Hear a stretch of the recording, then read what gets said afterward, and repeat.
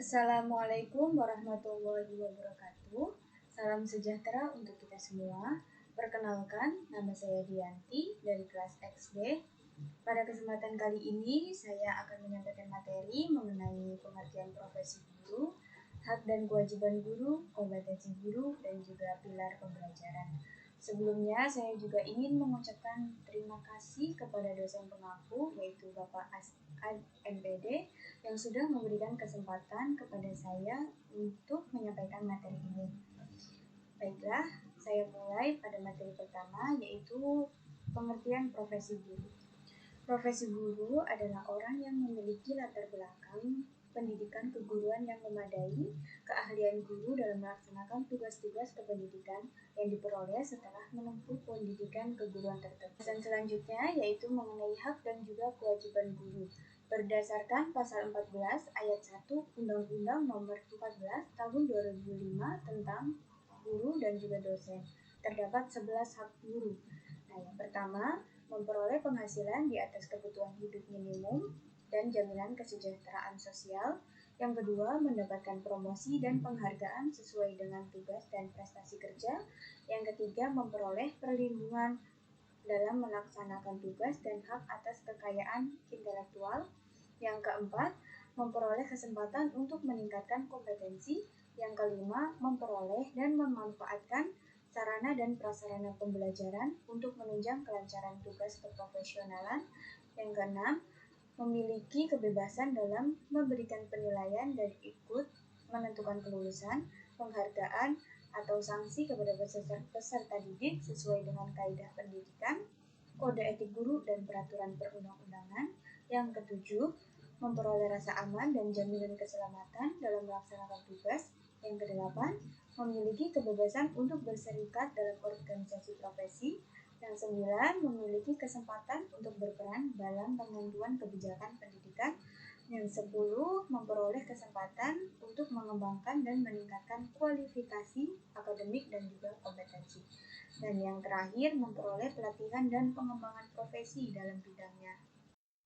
Kemudian, untuk kewajiban guru, berdasarkan pasal 20 Undang-Undang Nomor 14 Tahun 2005 tentang guru dan dosen, kewajiban guru ada 5. Yang pertama, merencanakan pembelajaran, melaksanakan proses pembelajaran yang bermutu, serta menilai dan mengevaluasi hasil pembelajaran. Yang kedua, meningkatkan dan mengembangkan kualifikasi akademik dan kompetensi secara berkelanjutan sejalan dengan perkembangan ilmu. Yang ketiga, bertindak objektif dan tidak diskriminatif atas dasar pertimbangan jenis kelamin, agama, suku, ras, dan kondisi fisik tertentu, atau latar belakang keluarga dan status sosial ekonomi peserta didik dalam pembelajaran. Yang keempat, menjunjung tinggi peraturan perundang-undangan, hukum, dan kode etik guru, serta nilai-nilai agama dan etika. Dan yang terakhir, memelihara dan memupuk persatuan dan kesatuan bangsa. Pembahasan selanjutnya mengenai kompetensi guru dalam Undang-Undang Republik Indonesia Nomor 14 Tahun 2005 Pasal 8. Kompetensi guru meliputi kompetensi kepribadian, kompetensi pedagogik, kompetensi sosial, dan juga kompetensi profesional yang akan didapatkan jika mengikuti pendidikan profesi. Kompetensi guru yang pertama adalah kompetensi kepribadian. Yang dimaksud kompetensi kepribadian adalah kemampuan personal yang dapat mencerminkan kepribadian seseorang. Nah, dalam kompetensi kepribadian guru ini dibagi menjadi beberapa bagian. Yang pertama, kepribadian yang stabil dan juga mantap. Nah, seorang guru harus bertindak sesuai dengan norma-norma sosial yang berlaku di masyarakat, bangga menjadi seorang guru, serta konsisten dalam bertindak sesuai dengan norma yang berlaku. Kemudian, kepribadian yang dewasa. Seorang guru harus menampilkan sifat mandiri dalam melakukan tindakan sebagai seorang pendidik dan memiliki etos kerja yang tinggi sebagai guru. Kompetensi yang kedua ada kompetensi pedagogik, yaitu kemampuan seorang guru dalam memahami peserta didik, perancangan dan pelaksanaan pembelajaran, pengembangan peserta didik, dan evaluasi hasil belajar peserta didik untuk mengaktualisasi potensi yang mereka miliki. Kompetensi pedagogik ini dibagi menjadi beberapa bagian.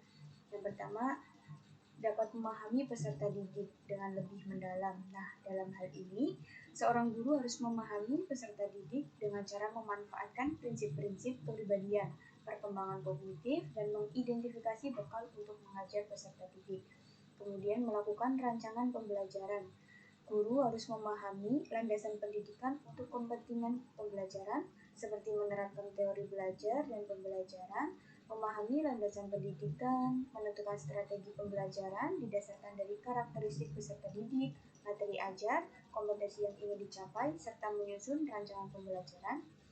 Kemudian melaksanakan pembelajaran. Seorang guru harus dapat menata latar pembelajaran serta melaksanakan pembelajaran secara kondusif. Kompetensi guru selanjutnya adalah kompetensi sosial, yaitu kemampuan yang dimiliki oleh seorang guru untuk berkomunikasi dan bergaul dengan tenaga kependidikan, peserta didik, orang tua peserta didik, dan juga masyarakat di sekitar sekolah.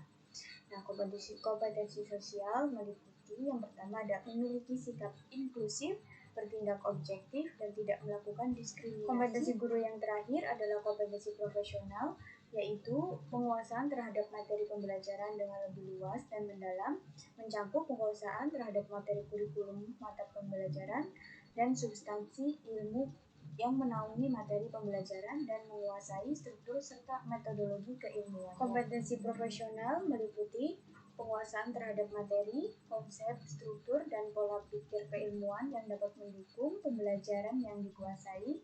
Kemudian penguasaan terhadap standar, kompetensi, dan kompetensi dasar setiap mata pelajaran atau bidang yang dikuasai.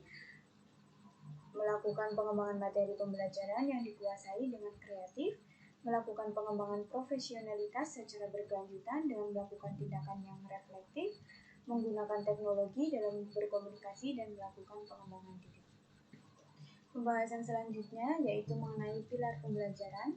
Pilar yang pertama adalah learning to know, yang berarti belajar untuk mengetahui atau belajar untuk mencari tahu. Pilar ini berisi tingkatan yang paling dasar dalam mencari ilmu pengetahuan, yakni untuk dapat mengetahui dan kemudian memahami objek-objek real maupun ide-ide abstrak yang ada di sekitar mereka. Pilar kedua adalah learning to do, yang berarti belajar untuk melakukan sesuatu. Nah, artinya seseorang belajar untuk dapat menggunakan pengetahuan tersebut secara praktikal dalam kehidupannya sehari-hari. Pada dasarnya, pendidikan berperan besar dalam melakukan perubahan ke arah yang lebih baik di berbagai sektor, pengetahuan, dan juga teknologi. Untuk dapat melakukan berbagai inovasi dan pemikiran-pemikiran yang kreatif, kegiatan belajar hendaknya diprioritaskan pada pemerolehan pengetahuan baru yang dapat ditransformasikan pada pemecahan masalah dan gagasan inovatif serta kritis untuk meningkatkan kualitas hidup manusia. Pilar yang ketiga adalah learning to live together, yang berarti belajar untuk dapat hidup bersama dengan orang lain.